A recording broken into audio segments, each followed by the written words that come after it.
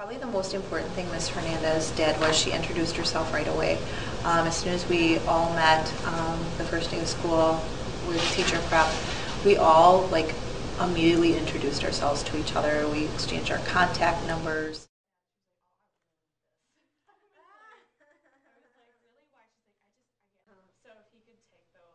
We spent a lot of time together, after school, talking, chatting about our kids and everything, and once we had a friendship almost, then we could share ideas more and talk about teaching. Once we started talking about outside of school, then we started to talk more about what was happening in the classroom.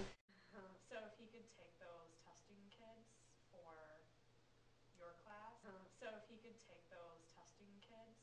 We really talked about our goals and views as teachers and what we wanted for our children this year, and that helped us to get a really good starting point.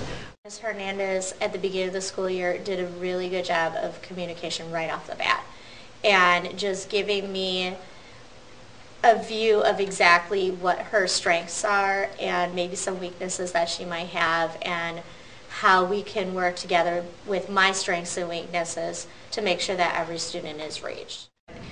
what we ended up doing was I kind of laid low for the first month, and I just told them that I would be observing and simply assisting the students who needed help.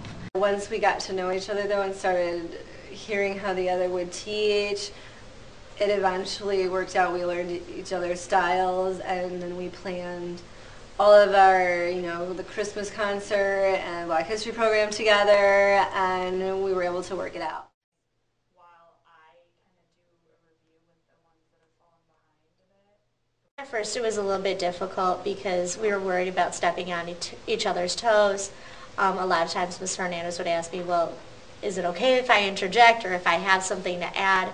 She told us about her expectations in the classroom. We told her what ours were, and we kind of had a happy medium from there. We just had that base discussion, and it's kind of just grown and flourished.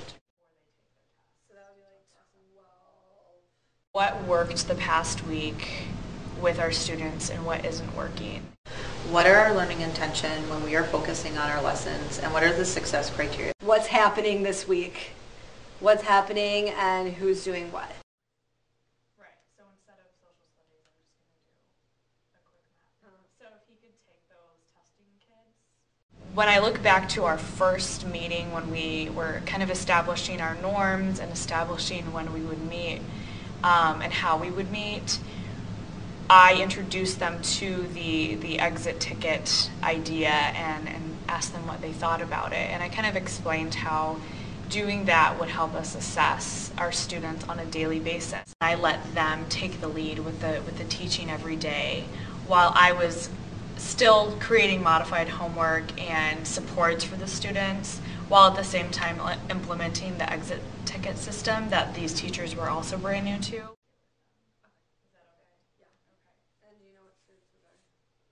You almost think, is this person criticizing me? What are they thinking? Are they judging? But, that's what I thought at first, but it didn't turn out to be that way at all. Every Friday when we do meet, we're able to look at that data from the exit slips and be like, oh, these 5 students have consistently, they've not been getting mastery, so we're going to take those students and reteach and help them on Fridays.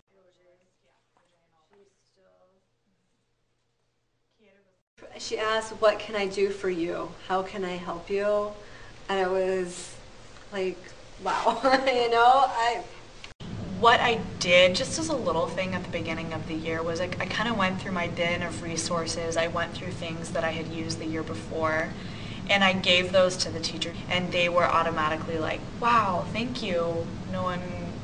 My special ed teacher's never given me this stuff before.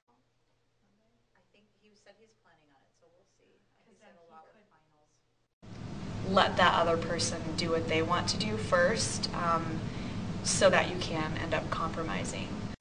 Well, I think one of the primary things when you're going into any issue and discussing with anybody is just mutual respect, especially when it's a colleague, considering the other person's feelings and reactions to things, and just taking a look at the whole picture.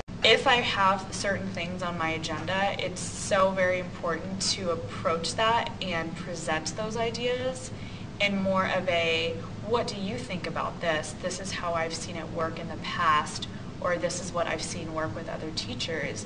Would you mind trying it? And we'll see how it goes. I'd love to try some of your ideas too. And I just forget about everything I did that day. Really? Okay. Yeah. So if he could take those testing kids. The most strenuous thing for new teachers is learning how to give yourself a voice, especially with a more experienced teacher. So I think that you need to make sure that you assert yourself in a positive manner, but that if you know that something isn't the way you want it to be, that you voice your opinion. We both kind of take a step back and we look at what each other wants for our kids, and it always is like the same thing, even though we come to it a different way. I always say that co-teaching is like a marriage. You're not happy at work, your relationship's going to be horrible, and it causes a lot of tension and meltdown with the kids too. So just constantly trying to be on the same page, discuss any issues as they come about, and take them from there.